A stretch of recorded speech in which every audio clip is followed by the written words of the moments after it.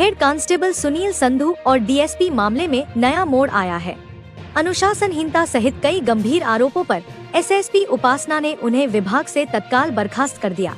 SP उपासना ने स्पष्ट किया कि सुनील नशा मुक्ति अभियान चला रहे थे, लेकिन नियम तोड़कर तस्करों को यह फायदा हुआ। रेड फेल हो गई, पुलिस की इमेज खराब हुई।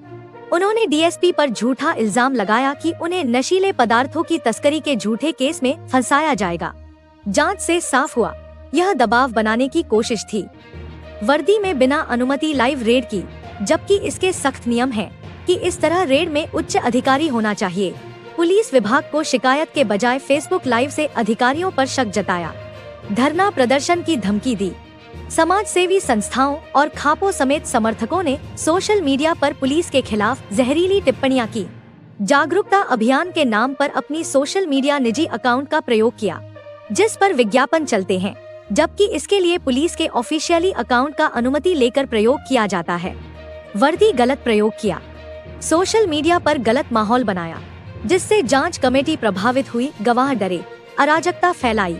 पुलिस अनुशासनात्मक फोर्स है, शिकायत एसपी या उच्चाधिकारियों से करनी थी। एसएसपी ने संविधान के अनुच्छेद 311(2)(b) का सहारा लिया, जो जांच असंभव होने पर बिना पूछताछ बर्खास्तगी देता है। जैसा कि आपको पता है कि आप लोगों की तरफ से काफ़ी क्वेश्चंस आ रहे थे डिसमिसल के रिगार्डिंग, तो उसी के रिगार्डिंग ही हम क्लैरिफाई करने के लिए आपको बुलाया है। जो सुनील संधू था, वो हमारी नशा मुक्ति टीम का सदस्य था।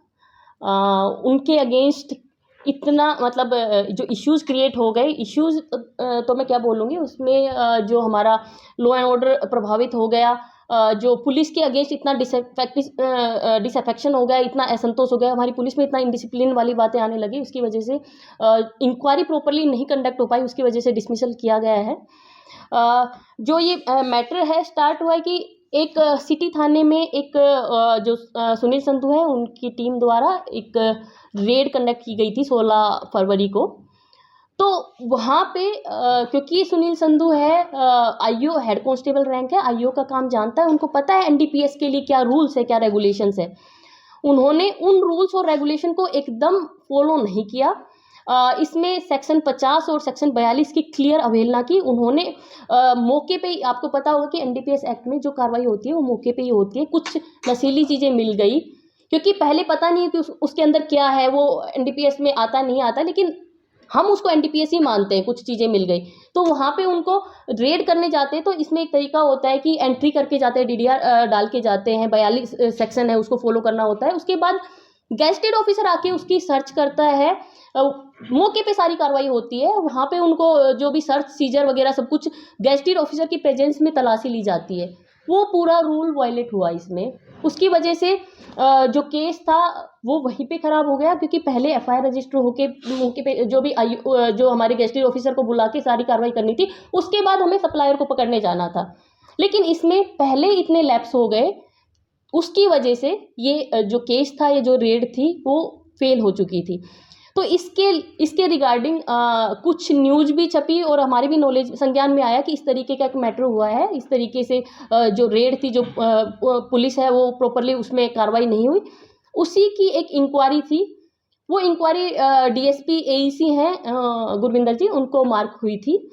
तो उसकी इंक्वायरी जो कंडक्ट हो रही थी, उसके रिगार्डिंग कि उसमें क्या क्या लैप्स हुए हैं, क्यों इनको रूल्स को वायलेट किया गया, क्यों इस तरीके की जो मौके पे कार्रवाई थी नहीं की गई, वो इंक्वायरी हो रही थी। उसी जो कि इंक्वायरी का रिजल्ट ये निकला कि उसमें जो फॉल्ट था वो क्लियर फॉल्ट किया गया है। मौके पे जो सुनील संधू है उन्होंने कोई कार्रवाई नहीं की थी, मौके पे सारी कार्रवाई करनी थी, वो सक्षम अधिकारी नहीं थे, उनको एक एएसआई को अपॉइंट करना चाहिए था। फर्स्ट आईओ जो भी रूल्स थे, उनको रूल्स पता थे, वो उन्होंने फॉलो नहीं किए थे। उसकी इंक्वायरी डीएसपी द्वारा की जा रही थी। उसी में जो इंक्वायरी के दौरान डीएसपी कलायत है, जिनके ऊपर वो आए थे। उसके बाद अगली जो उसी नाइट को 23 तारीख को उन्होंने जो सुनील संधू है उनके द्वारा एलिगेशन लगाए गए, काफ़ी सारे सीरियस एलिगेशन है वो डीएसपी कलायत पे लगाए गए कि उन्होंने झूठे स्मैक के केस में फंसाने की धमकी दी। इस तरीके की जो भी था, इन केस उनके साथ कुछ हुआ था, कुछ इस तरीके का कुछ भी बात हुई थी, तो उनको मीडिया में डालने की बजाय, अपने सोशल मीडिया अकाउंट पे डालने की बजाय, उनके पास ग्रीवेंस रेड्रेसल का तरीका था। पुलिस है, डिसिप्लिन फोर्स है, डिसिप्लिन फोर्स में जो भी आपकी ग्रीवेंस है वो एक प्रॉपर चैनल है, एसपी के पास आप आ सकते हैं, आप नहीं सेटिस्फाई हैं, आईजी और डीजी, इसमें एक हायरार्की है, उन्होंने उसको फॉलो नहीं किया, उन्होंने डायरेक्ट सोशल मीडिया पे जो भी उनकी ग्रीवेंस थी वो डाल दी, जो कि हमारे पीपीआर की, हमारे कंडक्ट रूल की क्लियर अवहेलना थी। उसके बाद जो मैटर हुआ था, जो उन्होंने अपना डाला था इंक्वायरी, उसकी इंक्वायरी मैंने डीएसपी गुला से कंडक्ट करा ली। तो डीएसपी गुला उसमें इंक्वायरी कंडक्ट कर रहे थे, उसी के रिगार्डिंग उनको बुलाया था। फिर उन्होंने सोशल मीडिया पे जो भी आना था तो वो सोशल मीडिया पे लाइव होके उन्होंने फिर स्टेटमेंट दे दिया कि मुझे उम्मीद है कि वो न्याय करेंगे, अन्याय करेंगे, इस तरीके की उन्होंने पुलिस के प्रति अपने सीनियर अफसर के प्रति क्लियर की उनको भरोसा नहीं है, इस तरीके की बातें दिखाई। वो अपनी ग्रीवेंस का फिर से प्रॉपर चैनल से रख सकते थे, लेकिन उन्होंने फिर से लाइव आके काफ़ी सारी जो बातें कही वो हमारे कोड ऑफ कंडक्ट का वायलेशन है, वो हमारे पीपीआर का वायलेशन है। इस तरीके से जो डिसिप्लिन फोर्स है वो इस तरीके से बिहेव नहीं कर सकती। वहाँ पे उन्होंने इस तरीके का थ्रेटन भी किया कि इन केस मतलब भाइयों ज़रूरत होगी तो मैं आपको फिर बुलाऊंगा, इस तरीके की चीज़ें वो क्लियर धमकी देती है। उन्होंने उनके आह्वान पे काफ़ी लोगों ने मतलब काफ़ी खापे आ गई, इस तरीके से किस तरीके का भय का माहौल हो गया कि फेयर इंक्वायरी कंडक्ट नहीं हो पा रही थी। उसमें एक तरीके से जो गवाह थे, एक तरीके से थ्रेटन उनको भी कि गवाह भी हमारे पास खुल के आने के लिए रेडी नहीं थे, कि सोशल मीडिया पे इतना ट्रायल स्टार्ट हो गया, एक तरफा चीज़ें हो गई, इतने में फेयर इंक्वायरी कंडक्ट नहीं हो पा रही थी। हमारे डीएसपी साहब ने लिख के भेज दिया कि जिस तरीके का थ्रेटन का माहौल है, वहाँ थ्रेटन हो रहे हैं, जिस तरीके से बोला जा रहा है कि भाइयों ज़रूरत होगी तो मैं बुलाऊंगा, और इतनी खापे आ गई है कि हम धरना करेंगे, हम जाम कर देंगे, इस तरीके से, तो ऐसे में इंक्वायरी कंडक्ट नहीं हो सकती। हमारे तरफ से भी, हमारी खुफिया चैनल से भी सारी इन्फॉर्मेशन निकलवाई गई, सारी बातें देखी गई। उसके बाद जो निकल के आया कि जो एलिगेशन लगा रखे थे डीएसपी पे तथ्यहीन थे, बिना किसी तथ्य के इस तरीके के एलिगेशन लगाए, और हमारी इंक्वायरी में उनमें कोई फैक्ट भी नहीं निकला। उसके अलावा जो वर्दी का उन्होंने मिसयूज़ किया, वर्दी में जो अपनी वीडियो वो डालते थे, उनको अवेयरनेस के लिए जो वीडियो थी वो हमारा आधिकारिक पेज है सोशल मीडिया पे, फेसबुक पे भी पुलिस का, कैथल पुलिस का, इंस्टा पे भी, जो हमारा ट्विटर पे भी हैंडल है, वहाँ पे वो अवेयरनेस प्रोग्राम के लिए डाल सकते थे, लेकिन उन्होंने अपने पर्सनल अकाउंट पे अपने लाइक फॉलोअर्स बढ़ाने के लिए और अपने निजी लाभ के लिए उसको यूज़ किया है पुलिस की वर्दी को, जो कि एक डिसिप्लिन फोर्स में कतई मतलब बर्दाश्त नहीं किया जा सकता। ये घोर एक तरीके से नियमों का उल्लंघन माना जाएगा। तो इस तरीके के जो उन्होंने इस तरीके की जो सिचुएशन पैदा कर दी, उसके बाद उन्होंने दे दिया कि मैं भूख हड़ताल पे बैठ जाऊंगा। इस तरीके के जो उन्होंने थ्रेटन वाले इस तरीके से वर्ड यूज़ किए हैं, इस तरीके में ना पुलिस के लिए शोभनीय है। इस तरीके से हमारी पुलिस में जो मुलाजिम है उनमें इंडिसिप्लिन फैलेगा। इसमें एक तरफा जो आप जिन्होंने इस तरीके का माहौल बनाया तो बहुत ही एंटी पुलिस माहौल बन चुका था। जबकि मैं बताना चाहूँगी, उन्होंने कहा कि जो हमारे पास इतनी भ्रामक न्यूज़ें जो फैली कि पुलिस है वो प्रॉपर कार्रवाई एनडीपीएस में नहीं कर रही है, जबकि 2024 में जो हमारे एनडीपीएस के 83 मुकदमे रजिस्टर थे और 142 अरेस्ट थी, वही 2025 में 112 मुकदमे और 206 अरेस्ट है। क्लियर 30 to 35% अरेस्ट और केसेस में इंक्रीज था।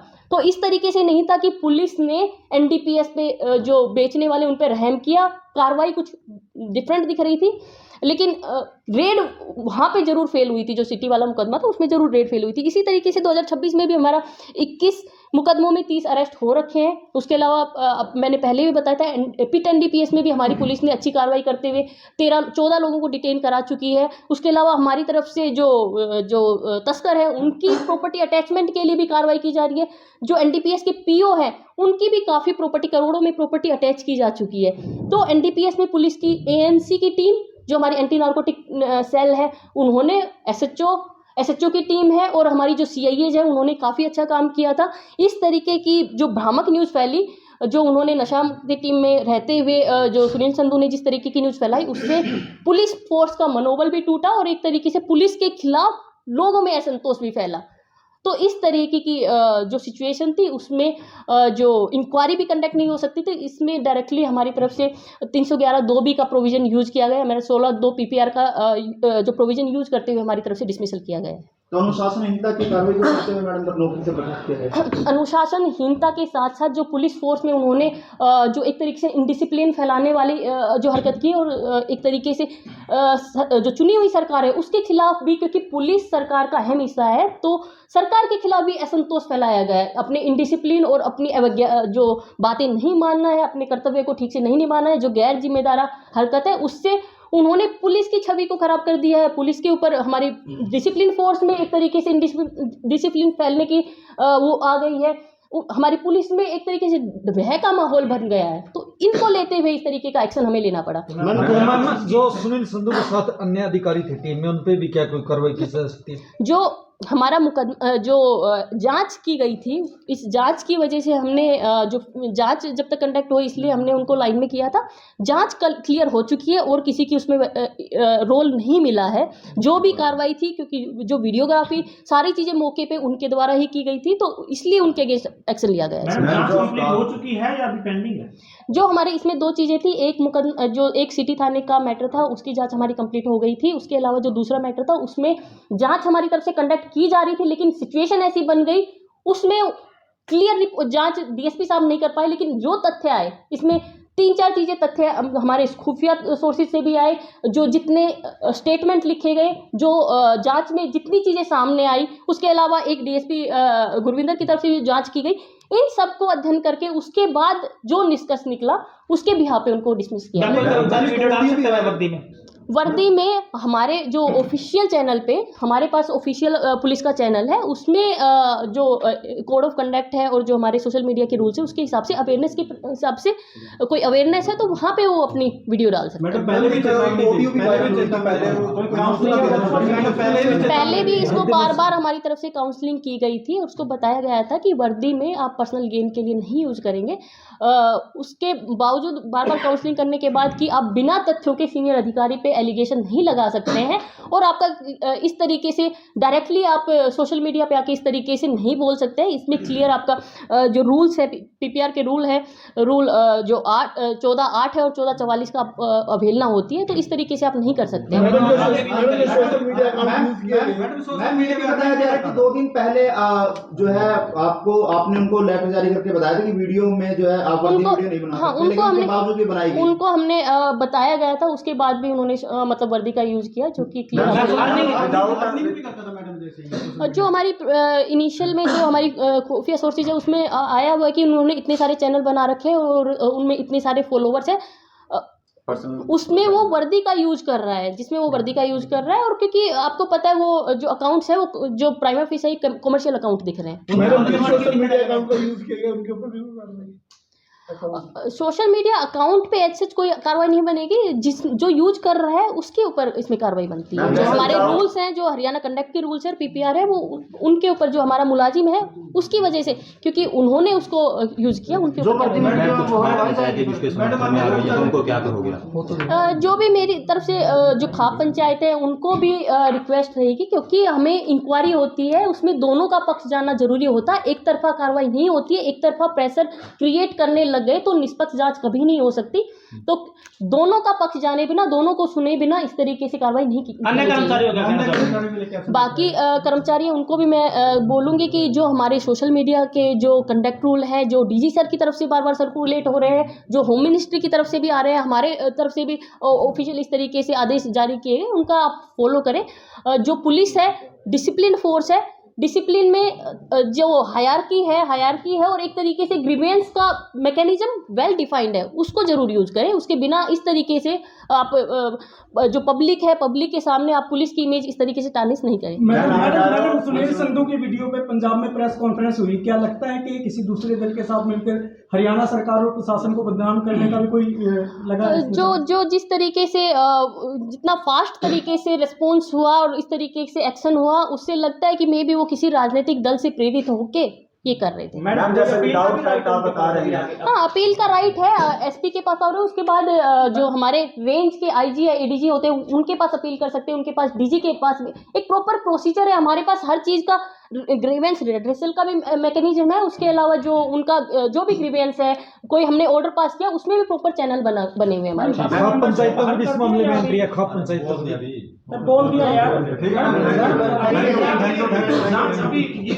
सिचुएशन इस तरीके की कंडक्ट हुई कि उसमें जांच फिजिबल नहीं थी, इसलिए जितना जो डीएसपी साहब ने मुझे भेजा उसमें इंक्वायरी, एक डिपार्टमेंटल इंक्वायरी फिजिबल नहीं थी, डिटेल इंक्वायरी फिजिबल नहीं थी। सिचुएशन ऐसी बन गई थी, इसलिए 311(2)B की पावर यूज करते हुए उसको कि इसमें इस सिचुएशन में प्रैक्टिकल नहीं है फेयर इंक्वायरी कंडक्ट करना, लेकिन सारे तथ्य हैं, जो सारा माहौल, सारी चीज़ें जो मैंने स्टडी की, एक एक चीज़ें को स्टडी करके उसके बाद वो डिसीजन दिया गया। मेरा सवाल ये है कि अभी जांच चलेगी या बंद हो चुकी है? ये अभी जो जांच नहीं हो पा रही थी, सिचुएशन ऐसी बन गई थी कि जांच नहीं हो पा रही, लेकिन जितनी जांच हुई और जितने तथ्य आए सबको देखा गया, सबको पूरा अध्ययन, डिटेल में अध्ययन करके उसके बाद डिसीजन दिया गया है।